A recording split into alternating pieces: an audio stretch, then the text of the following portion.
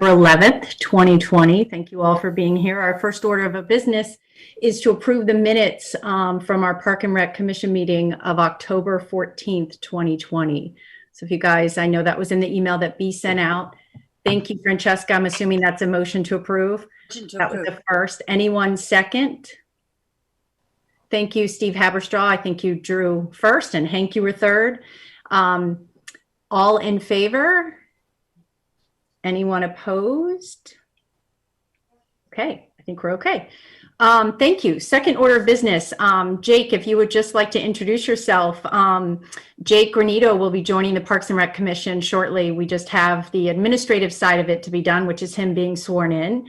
Hopefully that'll happen in the next day or two or several days. And our next meeting, he will be official.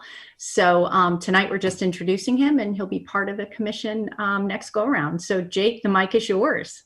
Thanks, Rona. Nice to meet everyone.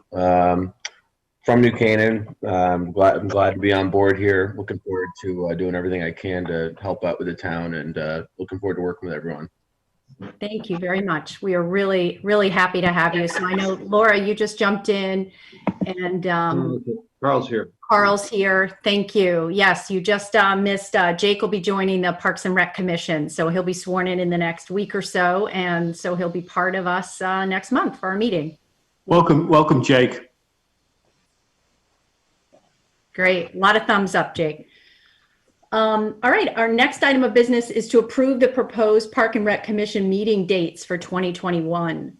I have a question. Of course. Our July meeting is July 7th. It's not the second Wednesday of the month. Is that deliberate? I'll double check the date. I thought that was the second Wednesday. It's not the second one. And we have an extra long period because we take August off. So I think that's an odd one to have be earlier than usual. So it should be July 14th. We'll change that. Thank you, Francesca. So that'll be July 14th. Got it. You're absolutely right. So with that change, do we have a motion to approve with the July 14th, 2021 being corrected? Thank you, Francesca. Appreciate that. Do I have a second? Thank you, Hank. All in favor? Anyone opposed? Thank you very much, everyone. All right, next up on the agenda, we have the Waveney Park Conservancy. We have both Jane and Caroline are here with us tonight, and they'll be presenting a proposal for pet waste removal inside Waveney Park. So ladies, thank you for being here. And Caroline, I have your, and Jane, your proposal. I'm happy to put that up on the screen if you'd like while you're chatting. Is that helpful, or would you like to just go? Sure, I think that would be terrific. I think everybody should have received that in your materials that had been forwarded earlier, and that is what we'll be speaking to. So thank you for having us. It's my understanding that last month Caroline introduced the topic to the commission, and there was a degree of interest in pursuing how can we address this burgeoning problem of the pet waste bags being left all over Waveney. So what our proposal is to institute a 6-month test. We'd like to begin it as soon as possible, as soon as any necessary approvals are obtained. Where we would put the receptacles is, there are 2 places at the Genium Meadow, one on either side of the main road going through the meadow, one at the parking lot of the walled garden. The reason I wanted to start working out, one, probably no, some kids were like, I could beat the shit out of them. Like the kids that were making. Okay, that's not part of our proposal, but and then the 4th place would be at the Lapham Road entrance to the trails right by the bridge to the Merritt Parkway, where there is generally a very large pile of these little bags. Each of the stations, I think you saw it, can see on the 3rd page of this, each of the stations would include one of the round cans. They have a lid on them that is spring loaded so that they remain closed. Water doesn't get in, snow, things of that nature. Any animals, I guess, who might be interested in getting in are also not able to. They're mounted on a an aluminum post, and then would obviously have signage saying dog waste or pet waste only. Our proposal is for a 6-month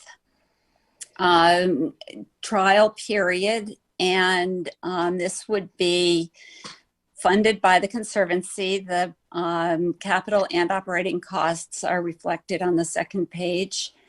And I think you've probably all read that, and so we'd be happy to entertain any questions anybody would have. Steve, sorry, were you going to say something?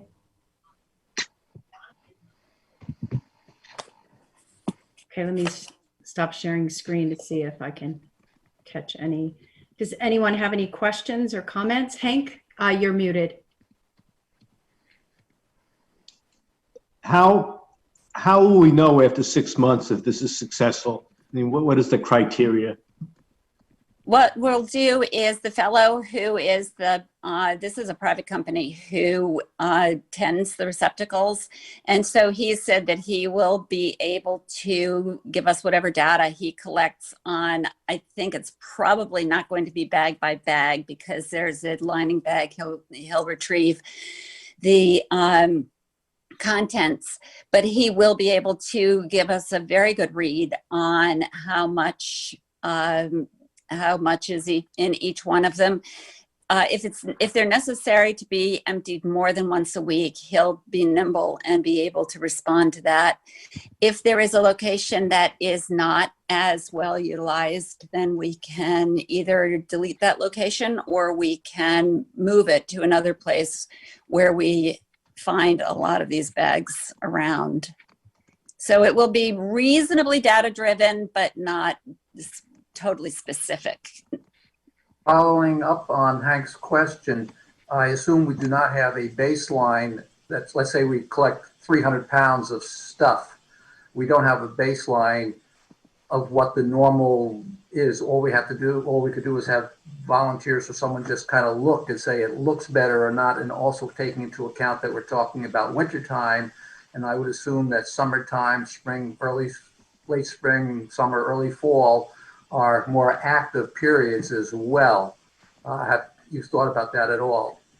We definitely have, and you're absolutely right. Summertime is certainly a more active time. One of the advantages to doing it in the wintertime is that if we do have any snow this year, very often these things are left out and there's no picking up of them. So the good news is that ideally they won't be obscured by the snow. People won't be tripping on them and slipping on them. But definitely, if we see that it's a success through the winter and the colder months, then going into the summer, we may have to increase our number of receptacles and or the frequency of removal.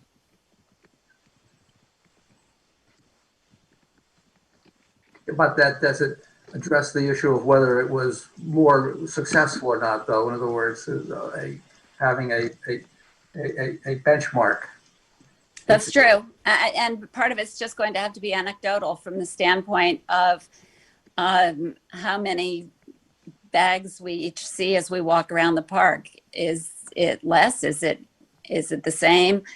Our thesis, of course, is that it will help to alleviate much of the problem. And the problem, Jane, that you speak of is mostly the pet waste, correct? It's the pet waste bags, the disposal of the dog waste. And we are not proposing to provide the individual bags for pet owners to use. They currently bring in their own bags. It's very clear. There's a variety of different ones, and people do seem to pick it up, but then they just deposit it. It's flung in trees. It's tucked behind anything that they can find, and they also just leave it right on the trails and right on the lawns. And do you know if this vendor's doing any other parks, Jane? I didn't ask you that. I'm sorry. Yes, he is. And I don't have that list with me. I do remember that one place in New Canaan that he services is right by the Heritage Hill Apartments or condominiums. Their receptacle is a little bit different than ours is. Ours are the round ones that are not terribly large. Theirs happens to be a square one, but he picks up their waste weekly also. And go ahead, Francesca. I think it sounds great and has been necessary for a long time. So fingers crossed this works. Kudos to you. I also think it's good that you're not providing the bags. People do have them attached to their leashes, most people. So that's not a big deal. Is there any plan to publicize this? How are you going to let people know? We were not planning to actually publicize this. We certainly could put something in the newspaper about it. I do know that the intention of our parks is that they are carry in, carry out, and that we would expect people to not just carry out their trash, but their whatever else comes out with them. So that I do know that that is the intention. It's clear that people are not carrying this out. People are leaving a lot of trash behind as well.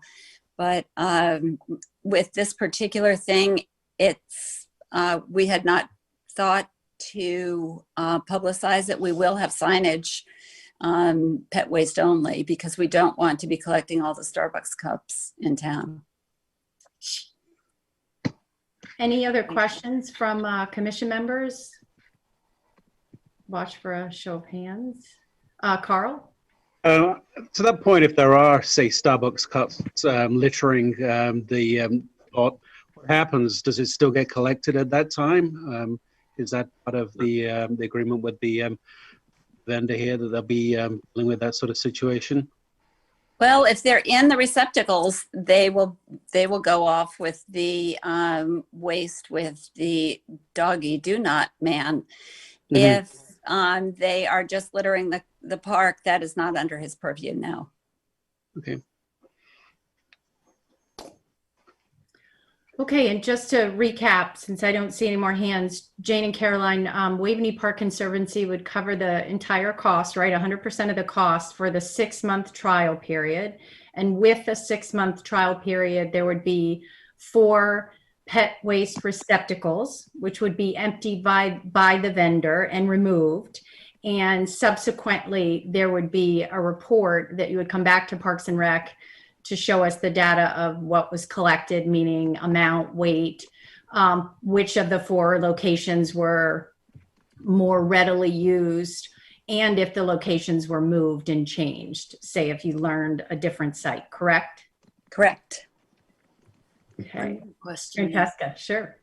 You said that they would be doing it, paying for the service for 6 months. If it is deemed a good thing to do, is the Waveney Conservancy going to continue paying for it? You know, we haven't, at this point in time, we're talking about our 6-month trial period. Let's see how successful it is and see where this leads us. We'll have a much better handle on both the frequency of when things need to be emptied. To the question that was asked earlier, when summertime comes, it will be likely more frequent. At this point in time, though, the Conservancy is in a position right now to fund the entire 6-month test. Thank you, Jane. Any further questions before I throw it out there for a vote? Any comments by anyone else on the screen? All right, I am looking for a motion to approve the pet waste removal at Waveney Park being 100% funded by the Waveney Park Conservancy. Do I have a motion to approve? Thank you, Carl Mason, and second by Jean Goodman. Is there anyone opposed? Thank you, Matt. All in favor? All those in favor? Okay, thank you very much. Thank you, Jane and Caroline. We look forward to getting your reports and updates. Thank you. Thank you all. Appreciate it. All right. Bill, you are up next. We will hear from the New Canaan Nature Center and get an update from Bill Flynn, the executive director. Let me know if you need me to give you any controls. I think you have them for sharing your screen. Thank you. Hi, everybody. For those of you who I have not met before, my name is Bill Flynn. I'm the executive director of the New Canaan Nature Center, and I've been in that role for about 3.5 years. I've been here at the Nature Center for just over 10 years now. I was told I have about 10 minutes, so I want to move pretty quickly here. I know you all received a thorough report from Gene Goodman at the last Parks and Rec meeting. I just wanted to offer up if there are any questions from the overall report that he gave. He worked with me a lot to make that report, so I just wanted to make sure everyone was good on the latest update you had. If you had any questions, please ask now. All right. Gene, I think you gave an excellent report that there are no questions, so thank you.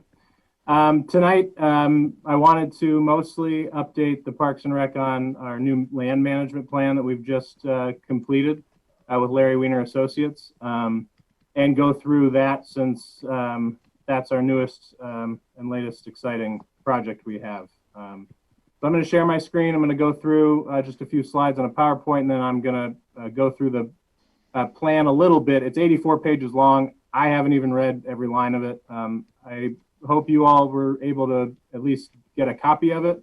I sent it along to Gene, and if you don't have a copy, just let me know and I can send it along. So first, our land management plan, and I wanted to say why and how we created the plan. Since I've been there for the last 10 years, we have had no director of horticulture or a specific land manager. We've had one position of a grounds and facilities manager. His name is Gianni DeSenza, and he is in charge of all the buildings and the grounds as our employees. So it's a large task, and his expertise doesn't necessarily fall in land management, but that's something that he's anxious to grow his skills in. So our natural habitats have suffered, in my view, and we have diverse habitats, fields, forests, ponds, and wetlands. Some are healthy, some are just overrun with invasives, and that's really the key of what we want to try to get a hold of. So Larry Weiner Associates, they're out of Philadelphia area. They conducted a site assessment, and this is a long-term vision for the 26 acres that's behind the visitor center. As you drive down, that's the front 13 acres where all the buildings and our goats and chickens and donkeys are.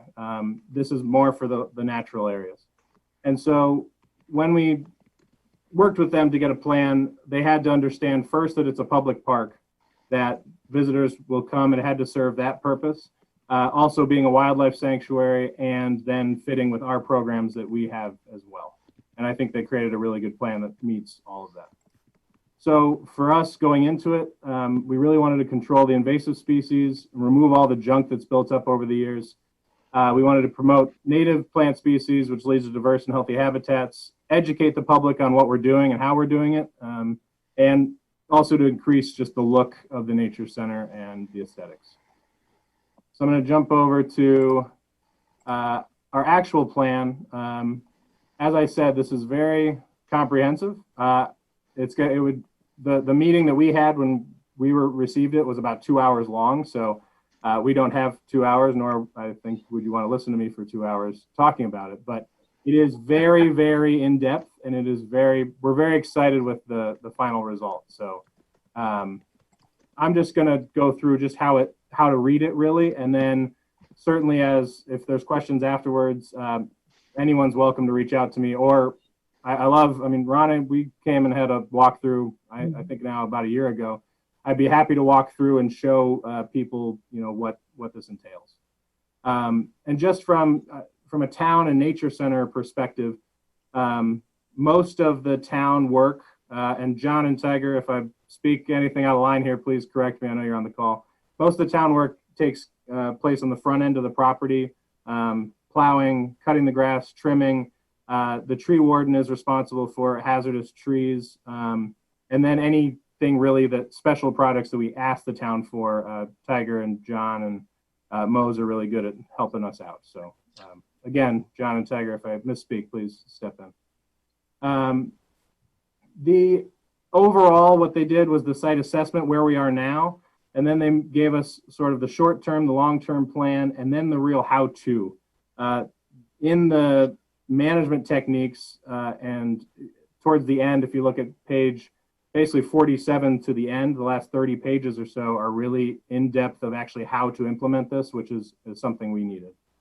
A lot of the objectives that they had was, again, really just figuring out what we had and then giving us a plan to move towards a more natural native habitat. On this page, there really is a sort of disclaimer. We chose to go the route of no herbicides and pesticides. That was mostly due to the fact that we have a preschool, we have a summer camp, we have kids, we have people on the property a lot, and a lot of movement in town with, as you all know, with, you know, what we put on the fields is a very touchy subject. So we just really wanted to get away fully from herbicides and pesticides. This disclaimer also says that you can't eliminate every invasive species really without that. There's no techniques that exist yet that are going to completely eradicate these things without it. So they just wanted to temper our expectations. That's part of our education around this project. So we're going to work with them about different techniques, and hopefully that's part of our education for the public is what can work on people's properties without using those things. So that is an exciting part for us. The first, they went through, they did soil analysis, they did topography, they did hydrology. They went through and did not every existing species that is here, but they did a lot. If you go through, this is the start of the list. That's 1, 2, 3, 4 pages of the plants that they observed. And what's really good for us is, as you see on there, there's the botanical name, the common name, and then how desirable it is. And what is really important for us is that far right column, which is the remove. So like on the first one, Norway maple, non-native species. The reason, just, I know this commission is probably pretty familiar, but any non-native species isn't going to support a healthy insect and really caterpillar load, which without that, then you can't have the biodiversity as you move up the food chain. So it really starts with the plants. If you can get that healthy, everything will come in after that. So that's really what we're starting with. So this is a great list of what we have and what they say we need to keep and what we need to remove. So that was really helpful. The site history was an interesting dig they did into. They went in and got town records really back to when this property was Susan Dwight Bliss's farm, and then before her, Catherine Bliss's estate. And really of the areas that are healthy and the areas that are not are really representative of how they were used in the past. So a lot of the grazing fields and a lot of the old farming fields are where we find the worst quality of our habitats because they were just, when you have open fields like that that aren't used for their agriculture anymore or grazing, that's when invasives tend to take over. So the oldest parts of the nature center, of the oldest forests, are actually the healthiest. So they went through and they did an analysis of sort of looking at where the estate was before, and they like to highlight that. There's a big educational component of using the existing stone walls, and that's a chimney out by our second pond, and really cleaning these areas up so you can see these and tell a story from the history of the Nature Center as well, which is something we're excited about also. This is the oldest map they found from 1934. If you can see hopefully you can see my hand here on the screen. The yellow areas are all the old grazing and or agricultural fields. And those are the areas that are typically the worst quality that we have now. This green area on the far left is the oldest growth forest, and that is, from their mind, some of the healthiest that we have. As you move to the most recent map, 1970, which this hasn't changed that much. This dark green is all filled in with forest. The middle areas, we have more of wetlands and fields, and this upper right area is our largest field. So really the habitat plan, they broke it down into what they thought was what we could achieve short-term and what is more long-term goals. One thing they emphasized was you want to tackle your highest quality areas first, which was sort of counterintuitive to what I would have thought.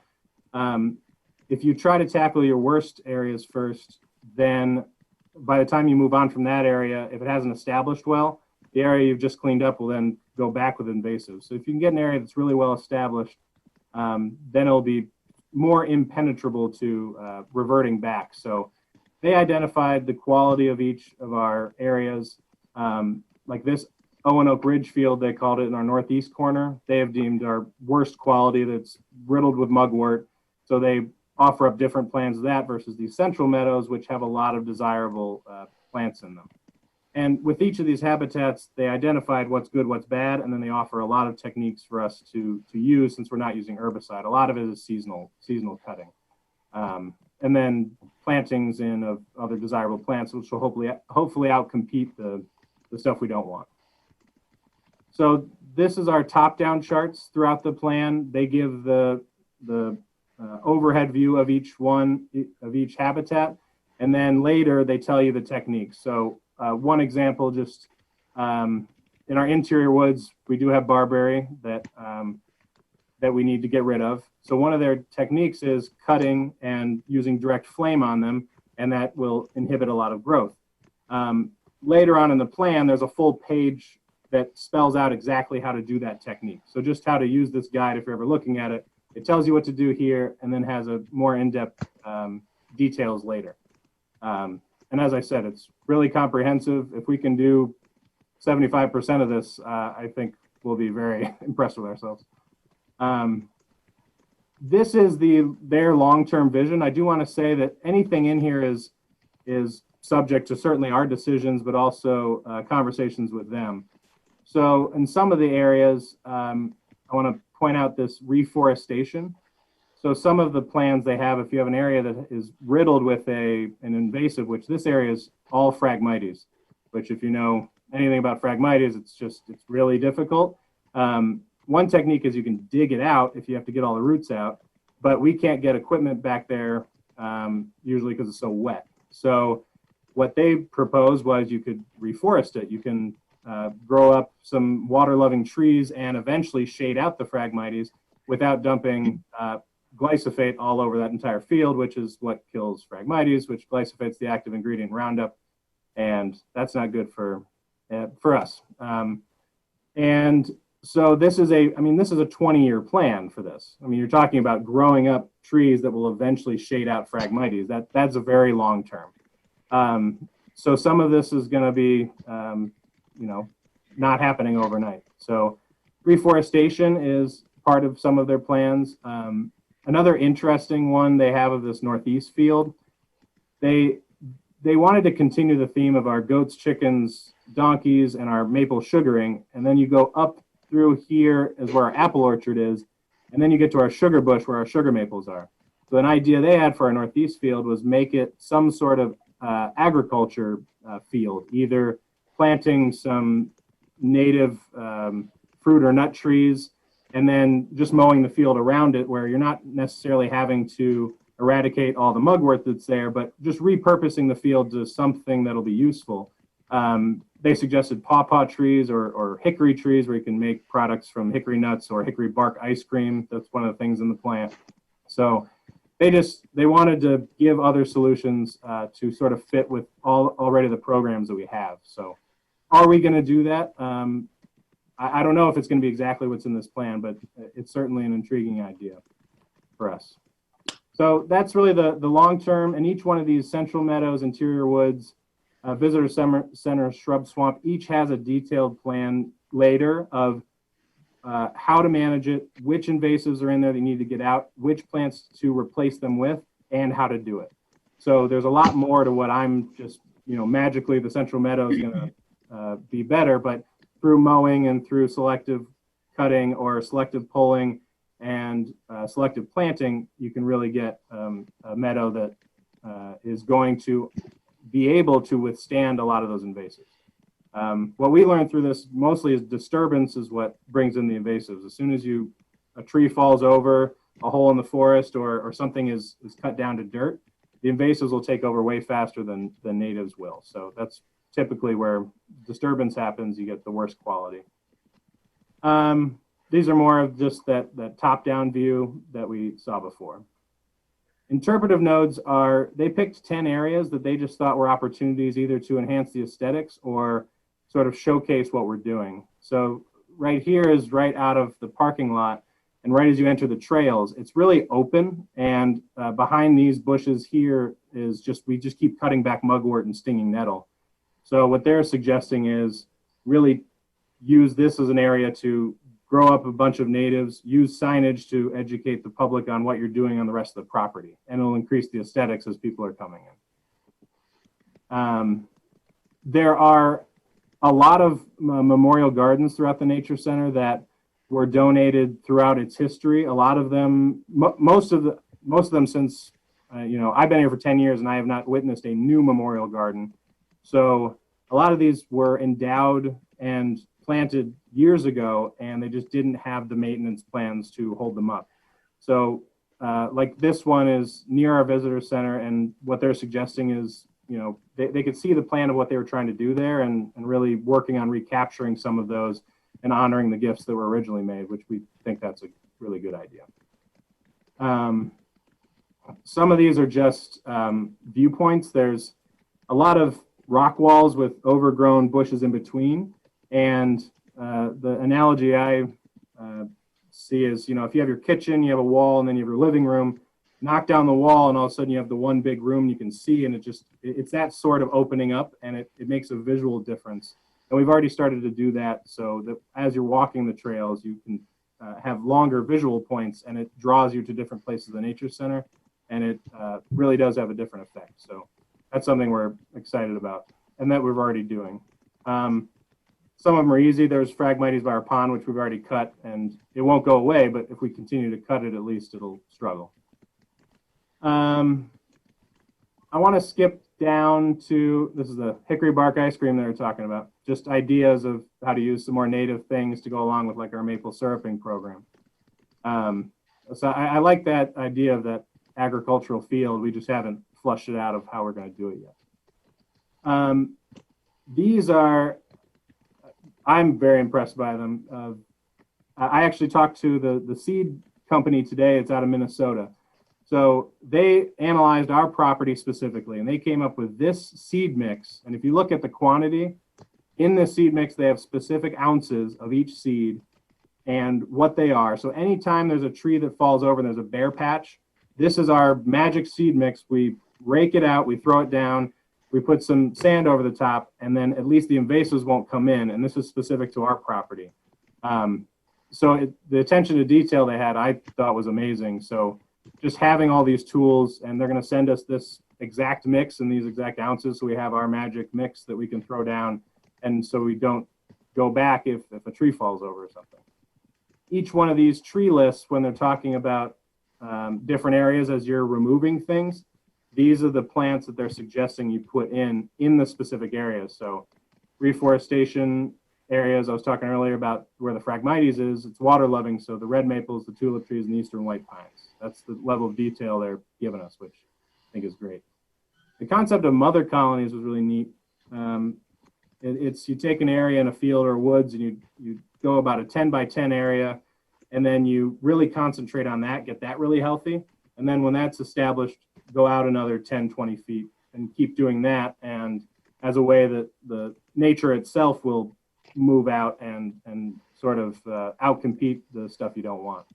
As I said earlier, the eradicating invasives on here without herbicides, I mean, even with herbicides is almost impossible. So at least we have strategies that we can, damper their effects. So these lists were all the plants that to put in as we're working, and they identify each one for all these nodes are the different interpretive nodes and the places in the last section. So it's very well done. The next section is the techniques. And like I said earlier, if you look, this is the direct flaming of the barberry. So of that one line up in the top-down view, now you come here and it tells you very detailed the proper way to do it. So, you know, Gianni, our grounds and facilities manager, will have this. He can follow this exactly, and we can manage it without spraying it or anything. This is a very intriguing one. I know you're all familiar with Irwin Park and the goats eating the barberry. This machine, which is sort of new, I guess, but it's called a forestry mulcher, and as it grinds down, it simulates chewing, which the plants then can't sprout from where, if you just cut it, sometimes they'll sprout out from the roots, sometimes they'll sprout from where you cut it. And this simulates the chewing, and then they've seen success of only like 10% growth back. So they have people that come in and do this and actually use the forestry mulcher to great effect. So we're excited to try this out. I looked into getting it because we do have a skid steer, but that attachment's a little pricey. So well, maybe someday we'll have the attachment for it, but right now there are people that do this, so that's another way to combat this stuff. And then it just tells you how to hand pull and how to monitor it, and this is that mother colony strategy I was talking about. So these are all techniques still. I was trying to get the next section. So this is the planting how-to. So you have the mechanics of how to get rid of it. Now this is when you are going in and planting things, it'll tell you exactly how to hand seed it. You're not just throwing seeds down. This will tell you detailed steps of how to do it to have your best rate and times of year to do it too. So planting, hand seeding, or bulbs if you're using them, or plugs if you're using them. That was a very, very quick fly through of 84 pages of what we've been working on for the last year with this company. We're really excited, as I said earlier, for just having a concrete plan that we can follow, that professionals put together, and making sure that we include the public and educate as we go along. Because our main mission here and what we do is education. And so if we can show these techniques here and, you know, pass them along. I know the Nature Center used to do site visits for people's homes and actually go to people's houses and identify plants and teach people how to do these techniques. So that's really my ultimate end goal of this, is not only getting the property looking good and as native as possible, but also teaching other people how to do it. So that is me, my brain dump for the last 10 minutes. I hope I kept it to 10 minutes. Bill, thank you. It was amazing. Questions. Yeah, it was amazing. I'll look for some hands if we have any questions. I just wanted to add the patch seed mix to me was the coolest of anything. The fact that they analyzed what was there and what would you then put in the place of a fallen tree or an empty patch. Very, very cool. I wanted to ask you, is visitation up? Are people walking the trails more with the pandemic? Are you finding more people around there? Sure. Certainly the spring was a lot of people. Except for I don't know how long the parks were closed, but if you don't know, I live on property with my wife and my son. And like the 3 weeks the parks were closed, I was very eerie that no one was there, except for the few people that broke the rules. But in general, I mean, as you saw in other parks, I mean, this was what people had to do. So we saw a lot more people. We had a lot of good support. We had people emailing and calling that had never been here before because they were just looking for parks, places to go outside. New York City visitors, even though they were the height of the pandemic at first, and people were reluctant to tell me they were from New York City because they thought I would shoo them off the property. But no, we definitely saw more people. Great. Questions for Bill? Anyone? Comments? Hank? Bill, a great presentation. Will these efforts that you discussed in your report, will it have any impact on public use of the park, or will that be completely transparent? I would say 95% transparent from your typical dog walkers or the people who are just using it on a daily basis. Most of this is done in non-trails, if you will. So they might see a mowed down field at a certain time, or they might see, they'll see the work being done, but it won't inhibit any of the actual activities. Hopefully that answers your question. There's actually, in the plan, there's actually plans to make more trails. One for, if you're gonna manage some of the areas, you have to actually get a trail where you could get equipment and or people to it.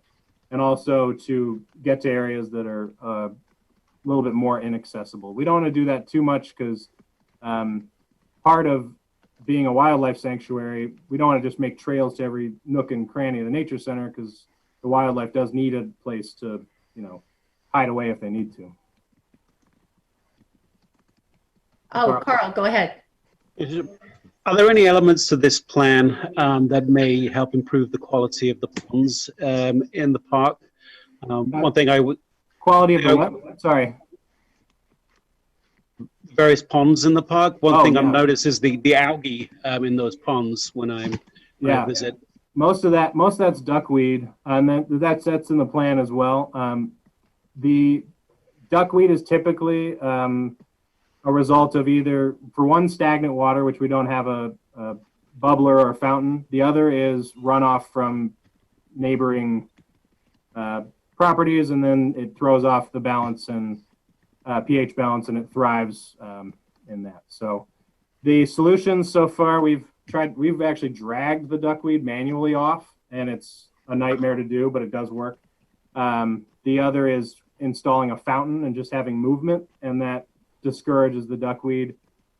That's a debate we have, Carl, is, you know, it would be nice to get rid of the duckweed, but is a fountain really on par with what the nature center is of the natural area? So we struggle with that as well. And if anyone has a duckweed solution, send it my way.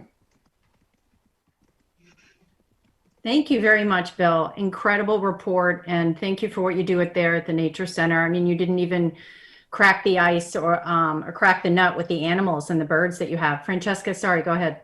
The report, it's wonderful. Great report. Thank you. Is it available for people to see if they come to the Nature Center? For instance, the invasives that you list, I think, you know, every homeowner in New Canaan would be interested to know. So I got the final PDF yesterday. So we don't even have the hard copies yet. One thing that, especially for our volunteers, that we're going to create is a very easy guide of everything on that removal list. You know, 4 pictures, one in each season, what it's called, how to remove it. So we're gonna have a page for each of those and have a manual. And yes, we'll pass that out to whoever wants it.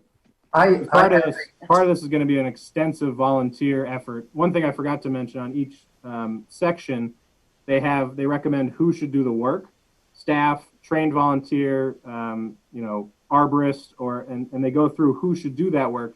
And a lot of it listed there is volunteer effort, and you know, we can't just send people out without that knowledge in those guides. I have, as Bill mentioned, I did get a copy of it. I didn't have time to send it out, but I will send out forward to the commission tomorrow or soon, shortly.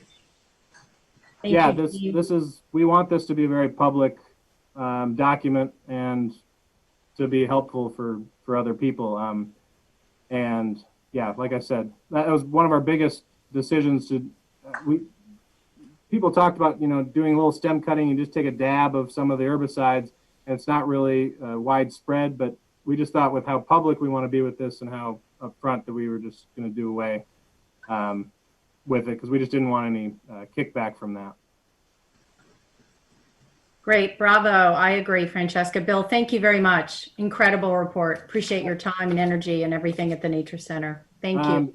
I'll happy to come back anytime. Last time was like 3 years ago. So if you want me to do this every year of just saying hello, I'd be happy to do it. We love it. Thank you. Yes. Bye-bye. Bye. All right, next on the agenda, Tiger, you are up. We're going to discuss the Mead Park Island revised pollinator plan and an update as to what was presented last month. All right, thank you very much. Excuse me. Yeah, last month when we spoke, we had a plan for the smaller island, the divider island that separates traffic flow from coming from the parking lot into the park proper. And we had that as our substitute for the pollinator island that was originally proposed. And we told you that we would come back, take another look at the larger island itself and give you a look to that. So I'm trying to share my screen right now. I just did, Tiger. Oh, I have it up. there it is. All right. Do you see it? Yes. All right.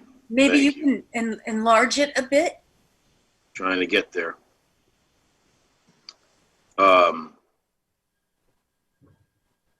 So in the larger island itself, what we are trying to do is kind of a twofold situation. We're trying to manage the traffic flow, the pedestrian flow, around the island, and then beautify the island itself since it's a little bit bare at present.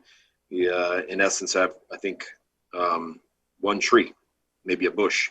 So the thought is the Mead Park Lodge is in the upper left-hand corner of the picture, and the newly revised Mead Park Playground is in the lower right-hand portion of the picture. So we know we have a lot of traffic, pedestrian traffic, coming to and from the lodge, either to get something to eat or use the facilities that are there. So our feeling is, how do we manage and get people through that area? So the feeling is that coming up through the walkway, we'll come across a painted crosswalk, through a gravel walkway through the island itself to another painted crosswalk, and onto the plaza of the Mead Park Lodge. I asked Keith Simpson Associates to give me a rendering and a planting plan. They came forward with a bird-friendly pollinator plan itself. So it's more bird-friendly, not bee and insect-friendly. It's strictly for birds. Our thought is that this would tie in the island that was approved prior, which is just above the screen, and then the walkway into Bristow Bird Sanctuary, which is in the bottom left-hand portion of the screen itself. There's about 17 plants that go in. There's some blueberry, some cone flowers. There's some dwarf Fothergilla and inkberry. So about 30 plants in all.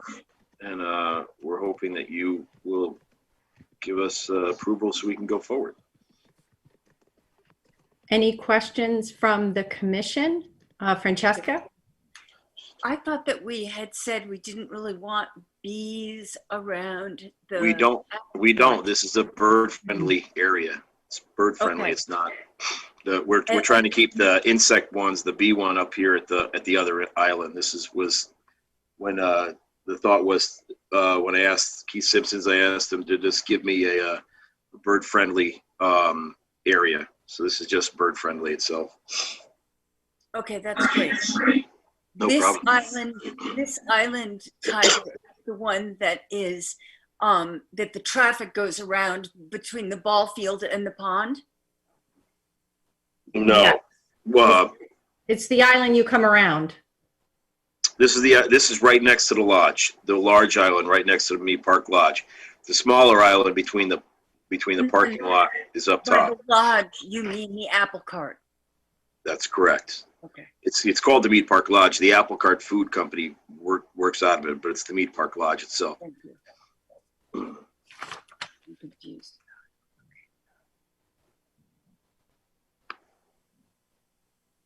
Any other questions?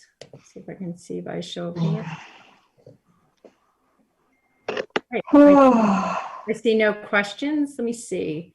Would anyone like to make a motion to approve the revised pollinator plan for Mead Park as presented here on the plan?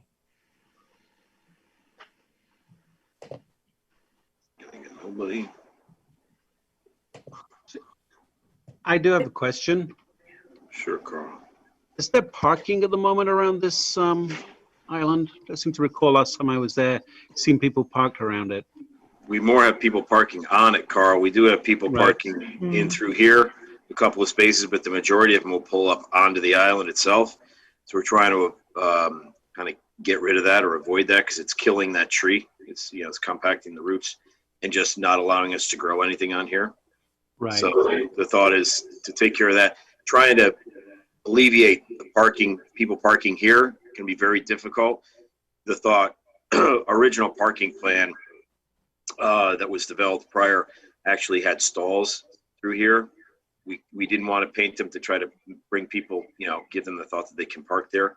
So we're trying to manage right now to see what exactly happens. But our feeling is that if we start to plant this, we'll reduce some of the traffic in and around. Yeah, I definitely think it'll keep the cars or give them a reason not to go up there because you have plantings and growth and movement. And so I think it's a great idea. And I'm so sorry. I know when I said, does anyone have a motion to approve? The screens are smaller squares. So I did not see, I think, Matt, you had your hand up for a motion to approve. But before I go back to that, are there any other questions or comments from anyone? Don't see any. All right. Would anyone like to make a motion to approve the revised pollinator plan update? Thank you, Matt. Matt gave the motion to approve. Do I have a second?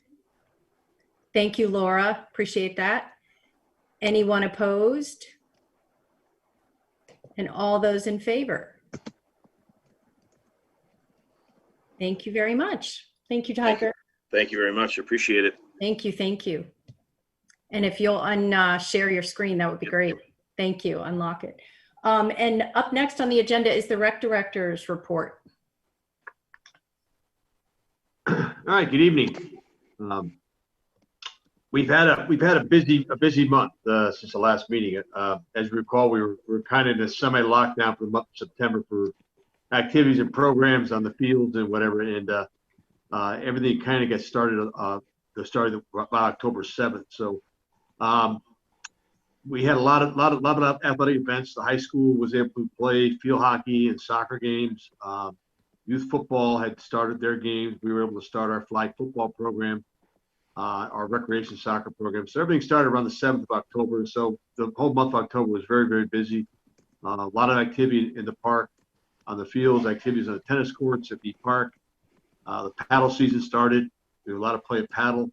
The park has been overwhelmed with visitors on weekends to walk the trails, walk the fields. So it's we've kind of become the destination park in Fairfield County for a lot of outside people to come to. So if you've driven through some Sunday afternoons, you might notice cars are parked up and down the roads on the grass everywhere. The parking lots are filled to capacity. So everybody's been out enjoying it, trying to get out in the fresh air, enjoying it while also the fresh air. So it was a busy month.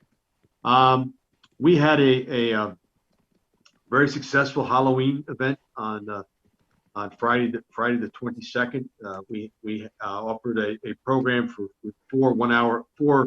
4 sessions on the hour from 4 o'clock to 7 o'clock at night. We decorated the whole front circle at Waveney House with blow up animated characters and all kinds of things for Halloween, and kids could come dressed and they walked around the front circle of the house and observed all the different things we had. And B and Debbie dressed up, and they provided the candy gifts at the end. So they had these neat chutes that Butch had built for us, and every time a child came by, they got a candy. They slid a bag of candy down the chute. All the kids got a bag of candy and went home. So overall, it was a very, very successful evening. I think we had about 220 visitors over the 4-hour period. So it was something new for us. We were trying to do it so we could distance people in and out. We didn't have crowds hanging around. So it went very, very well. Another big event we had was for many, many years, we've hosted the annual FCIAC cross-country championships. And this year, because of COVID, the state set up 3 divisions for the FCIAC. So there was East, a West, and a Central division. Each division had 6 to 7 teams in it. each school was invited, in each division was invited to bring a maximum of 8 runners. So they ran a boys championship race and a girls championship race for each division. So there was a total of 6 races altogether, and the maximum of 50 entries in each race, and it went very, very well. It was very well organized. The kids enjoyed it. We had some great contributions from CERT and from the ambulance corps. So overall, it was a great event. The teams came at a designated time, and they all left at a designated time, so there were no more than 6 teams on site at any one given time. Spencer's Run's been busy. We did some new improvements there. We have 6 or 7 benches, big steel benches around the park, and one of the problems we have there were dogs would lie under the bench with their owners, and they would dig holes and whatever. We're constantly filling holes in. The volunteers are filling holes in, and working with Tiger, we were able to get the paving contractor who's worked for town to come in, and they put in 7 4x8 foot asphalt pads under the benches, which give you a nice area under the bench where you're sitting, and the dogs don't dig big holes. So we eliminated a hazard to our visitors to the dog park, and it enhances the quality of the dog park. And the photos on the screen. So it really enhances the quality of the dog park. We've had our paddle clinics, our fall clinics were successful. They're very busy. We finished our fall tennis clinics. They were sold out. We're working on some winter programs. We do not have access to school like we normally had to do before at the school programs. So we're trying to work on some kind of programs we can have at Waveney House, possibly with maybe 10 to 12 children in attendance at one time. This way they're socially distanced. So we might be able to run like a hands-on science where someone would come in and do projects. We would do possibly a painting pottery type of project, or we're talking about I can't remember off the top of my head, but we're trying to get at least 3 programs for the winter months, start maybe January to February. So we're working on that. We're working around all the COVID restrictions we have. We were allowed to have up to 80 people till last week, and the governor reduced the amount of people allowed in the building. So now we're only allowed to have 25 people for a meeting or any kind of event at Waveney House. The exercise equipment out, there's an exercise area out in front of across from the house by the fields, and we spent some money and repaired a lot of the worn equipment. So worn items on the equipment such as seat backs or seats, or there's some spinning discs. So we've replaced everything in the last week. So everything is up to snuff. It's up. Everything's been replaced and fixed up. Again, the DECD came out this morning with some recommendations for indoor activities and outdoor activities, so we're trying to follow those.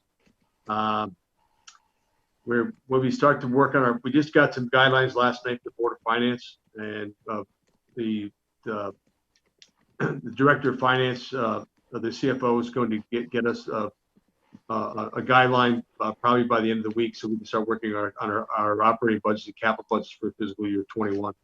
So so for our December meeting, we'll probably have some budget information for you, but they set the guidelines last night, so we're waiting for the final summary of that. Other than that, it's just like I said, the park's been busy, people all the time, a lot of walking. The Conservancy did a nice job replanting the front circle at Waveney House.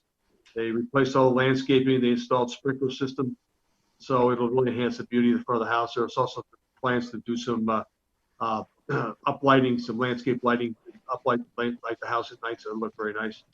And the tree warden had the contractor come in today and take down 2 of the big maple trees in front, and there are a couple of trees that are not in good condition that are around the outskirts of the front circle. They're going to take down, so that work will be done as well.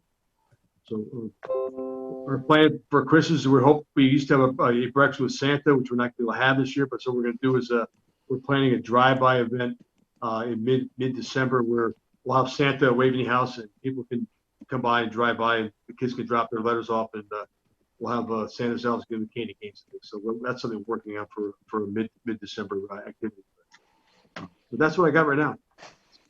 Wow, that's a lot, Steve. Thank you. Thank you very much. And those the bench pad sites in Spencer's Run, really a huge hit, not just for mud and digging and things like that, but so thank you to you and Tiger for that. Appreciate it. If there are no comments or questions, I'll move to the park superintendent's report. Oh, sorry, forgive me, Hank. No problem, Steve. Thank you, Steve. The unusually large number of visitors to the park, who are using the park. Is there any downside to that? Not really. It's just that I'm going to say that probably 70% of the visitors aren't residents. So we've become Fairfield County's park. There's a lot of cars parking. Cars are parking on the lawns. So far it's been pretty good. People are respectful of the park, whatever. But Waveney is a very safe, secure park, and people realize that. So we do attract a lot of people. Thank you, Steve. Thank you, Hank. All right, park superintendent's report. Thank you, John. Good evening. So there is a little bit of a downside to that with all the activity in the parks and at the schools, since they're trying to hold as many classes outside as they can. We've had to adjust a lot of our maintenance schedules. We have to work around. We get a lot more done early in the morning, but even Waveney Park on beautiful days is filling up quicker. But it's not the end of the world. It's nice seeing people out there using them. So as we come to the end of our athletic season, we're going to be seeding about 20 acres of athletic fields in the next week or so, depending on weather. We're working on leaves. As Steve said, we've got some budget guidance, so we'll start working on our capital and our operating budgets. We've started working on them. And we hope that the weather will cooperate so we can do some of the field mowing, at Irwin Park. And we'd actually like to cut down the Waveney fields since they haven't been done, to keep out the invasives. But that's all a matter of time and weather. So other than that, if there's any questions. Jean Goodman and then Steve Haberstraw. I just have a complimentary comment that Susan and I have been walking Irwin quite a bit, and the field, I don't know if they're fields, but the areas where you are north kind of the pool house, and where that big stone thingamajig is where the three paths meet, the field to the kind of just past there was covered with gorgeous cosmos and other plants. So it's a compliment. I don't know how many of you have been there, but in the fall, the cosmos has just been gorgeous, the pink and white and red stuff. And absolutely thank you for that, and encourage that perhaps the field a little bit to the east of there, across the thing, maybe you could plant some cosmos there as well. But whatever you're doing there is right. It's good. Thank you.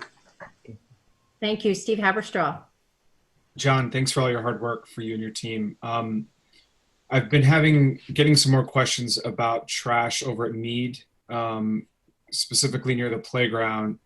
And I think I give a pretty good answer. I know it's pack in, pack out, but could you please educate me again on the issues surrounding potentially putting another garbage can or something close by, and perhaps enticing people to put their coffee cups away? I know that some young children have kind of got together and have had a contest to see how much trash they can collect. And some people had ideas about maybe having the Eagle Scouts get involved to help out. But if you could just, so I can give a better answer when people ask how come, other than the folks are being disrespectful and not taking their trash out, some of the issues surrounding trash in Mead. Yeah, well, not just Mead, but all the parks. All parks. We went with carry in, carry out, and overall, our litter is a lot less than it used to be. We spend a lot less time picking litter than we used to be. I'm not saying it's not a problem down at the playground, but what would happen down there is with a trash can instead of the dumpster, that trash can would have to be dumped at least every day. And it was a huge labor savings when we stopped that. The highway department used to go through Mead Park and Waveney Park 7 days a week, emptying garbage. What happens with the garbage cans is a few things. Squirrels, crows, once they're opened up, they'll take it, they'll scatter the garbage. We also witnessed a lot of people not getting it into the garbage can as much as getting it near the garbage can, and then the wind would take it. And we had a lot more litter problems when we had garbage cans everywhere. We tried to put the dumpster in a convenient location so that people can dump it when they go out. And I think a lot of things happen at a playground like that. It's more that you're watching your kids and you finish your coffee and you set the cup down, and good intentions are you pick it up when you walk out and you just forget about it. So I don't know if that helps. No, it does. Second level thinking, that all makes sense. A lot of nannies too. Yeah. Thank you very much. Francesca, go ahead. Lapham Landscaping, Aggie told us about last month. I'm just wondering if that is on the schedule somewhere to be addressed. Have you been back up there? Because we No, took care of weeding and pruning around there within the last month. We did let it go a little bit. We didn't have the contractor quite doing as much work up there, especially since the place has been closed, or virtually closed, almost closed. But we went up there and did it ourselves. You did? Yeah. Okay. And that's been since our last meeting? Yes. Okay, great. Thank you, John. And then the other was a couple months ago, I was doing the report on Mead Park. I think it was September. And you guys did such a great job clearing off all the poison ivy and stuff off of the entrance wall. But there's a tree right after the entrance walls that are on the bridge going over the river or stream, whatever we're calling it. There's a tree that's just loaded with poison ivy. That's been cleared too, probably for about 3 weeks. Really? Okay, good. I didn't realize it had been so long since I'd been there. All right. Thank you. That's it. Everything Thank you, looks great. Francesca. Thank you, John.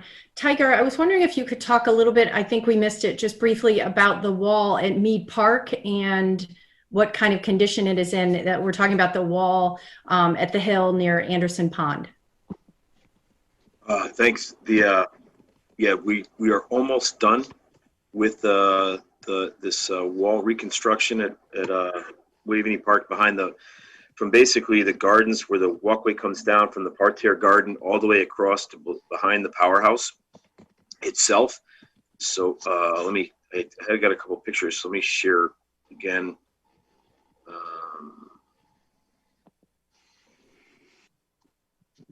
Can you see that picture? Wow. So this is we reconstructed this entire wall all through here. We removed, excuse me, all the vegetation from the top, and at the Conservancy's suggestion, we put in this jute mesh erosion matting and what's called a no-mow fescue, which will be a fescue grass, which will grow over the top of it, and actually when it fills in will look very, very nice when it's all done. This kind of gives you a more look just along the slope of the wall, behind the wall, and then this is a view looking down or looking up from about halfway down the hill. The Conservancy also suggested putting in 2 alcoves, seating alcoves, and they're virtually impossible to camouflage. see. Yeah, exactly. But very, very nice. And the view from here, I sat here the other day looking down to the pond and all the work that's been done at the pond, and then across you can actually see into the Gentian Meadow. So across the Anderson Pond into the Gentian Meadow, absolutely beautiful. There was an existing drainage pipe that came through here that made this area very, very wet. We've extended that through here into the woodland, into the wood line. And then the plan is to remove this wood rail and replace it with a new wood rail. And then we are just waiting for a railing, a wrought iron railing, to come down the steps, since that would be necessary for safety. And those are the last kind of 2 steps to go with this portion. And then as the contractor walks his way out to the driveway that's behind the powerhouse and the carriage barn, he'll be building a trail so that we actually have a trail for individuals with a disability. So if you were going to have a concert down in here along on the hillside, what have you, we would actually have an accessible entrance for individuals to come forward, park behind the powerhouse or carriage barn, and then utilize the trail in order to come out to a seating area up in here so that they can actually participate. So that's where it stands right now. I wish I had it before. I don't have it before with me right now, but it's a stunning reversal. It looks absolutely beautiful. Greg Falacci was the stonemason and Joe Hussey was the general contractor. They did a fantastic job. Thank you, Tiger. It's amazing. Thank you. Hats off. Amazing. Thank you. Steve, go ahead. Haverstraw. Those pictures were amazing. Congrats to the Masons and the whole team. That looks like it's been there forever. Speaking about Mead Park and the budget season, do we have an update or any more clarity on pickleball project?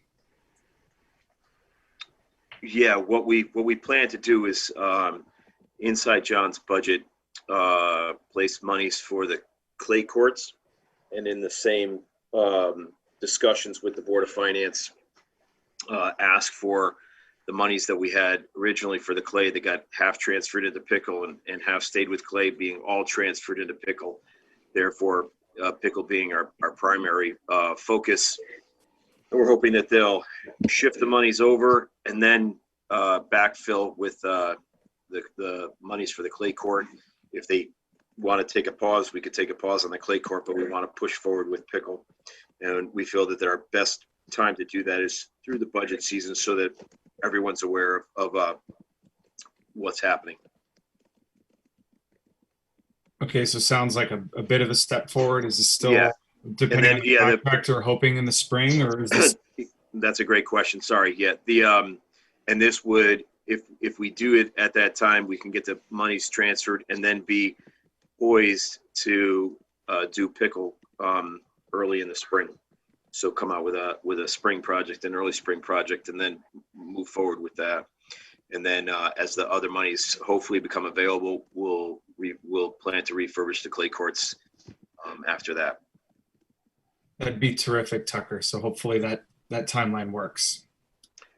Correct. We're hoping for a positive outcome from the Board of Finance, but our primary goal is to do pickle first and then backfill the monies for the clay courts. Is there anything we can do to help that along? When asked, you can say that you fully support the two projects. Yeah, you know that, and the fact of I guess that the timing and what is actually happening with the funding, given the fact that pickle came in, the idea for pickle came in after we already had funding for the clay courts, and had we done it differently, we might have funded them. So gone with pickle first and then clay second. So when it comes forward, if there are questions asked, we would love your support. Go ahead, Carl. What's the count on number of pickle courts that we would have in the plan? I'm sorry. How many pickle ball courts would we have in the plan? Oh, how many pickle courts? Yep. John, do you remember that off the top of your head? I thought it was 4. Thank you. Yeah. I wanted to say 4, but I didn't want to overstep. 4 with the practice area too. Correct. The backboard's still there. The backboard will still be there, but that will be on top of one of the pickleball courts. That's all. Yeah. And is this still? Are we still potentially having issues with contractors, or is that specifically for the clay / the tennis courts? The clay is when we try to bring the clay courts up in the spring, that's always the rub right there. We are looking towards revising our contracts, as we spoke about before, as far as putting in a bonus for an early, a refurbishment, I guess you would call it, or preparation. So we're trying to incentivize the contractor to come in early. I think the only way we can do that is to provide a bonus for if they were able to come in early and get us up to speed sooner rather than later. It's always the same thing. There's so many courts and not as many contractors to go around. So the only way to get to the top of the list is to incentivize the contractor to make us, the primary. Is it still Putnam? Putnam is one of them. Yeah. We'll be going out to bid again this winter season for that work, and during that time we'll try to incentivize the contractor to make sure that we're earlier in the season rather than later. And hopefully with the capital spend and redoing those courts, it's a larger scope of work and will get prioritized. I know you guys, it's an uphill battle every year, but hopefully with the larger scope, we get larger priority. Correct. So it would be the same contractor doing both the Hartrue research? No. No. It probably will not be. Right. It's a different type of work. The construction of the pickleball courts versus the preparing of the clay courts, two different types of work. Okay, so we know it's a priority. We know it's a priority for the commission. It's a priority for us. We've been battling this for quite some time, and it really comes down to if we're willing to incentivize the contractor to come forward, I think we'll be pleased to see that we're brought online first rather than last. And I'm sure this is not a novel idea, Tiger, but have you tried to coordinate with the local clubs and their contractors? Absolutely. Yeah. We have. We've tried multiple things. We actually had a plan in place at one point in time to work with some other local clubs, and it fell through. Okay. Unfortunately, but yes, we talked to other municipalities, other clubs, find out who they're using, what they're doing, how they're doing it. It really comes down to money. Okay. Thank you. You're welcome. Thank you, Tiger. Appreciate you answering those questions and for showing us the new wall. No problem. John and Steve, thank you for your updates. 2 items remaining on the agenda. The next is the chairman's report. I think it's just important. I know we've been on for a while here. I just want to point out a couple of people. I think we all know Steve Benko. We all know John Howe. I think it's important for Steve Dayton to give a wave, who works closely with Steve Benko. Glad to see you on the call. And I think it's also important to see John Howe works closely with Todd Declan. Todd, good to see you on the call. We know there's a lot you guys do behind the scenes. We appreciate it. And with that said, it's important to notice B. Watkins, who does a lot of behind the scenes, and she and Debbie did a lot of work on that Halloween event and keep the glue together there. So B, hats off to you. And that is all I have for tonight. If there are no other comments or questions, does anyone have a motion to end our? Thank you, Francesca. A second? Got it. Thank you, Jack Hawkins. Everyone have a wonderful night. Great meeting, Rhonda. Thank you. Thank you. Take care now.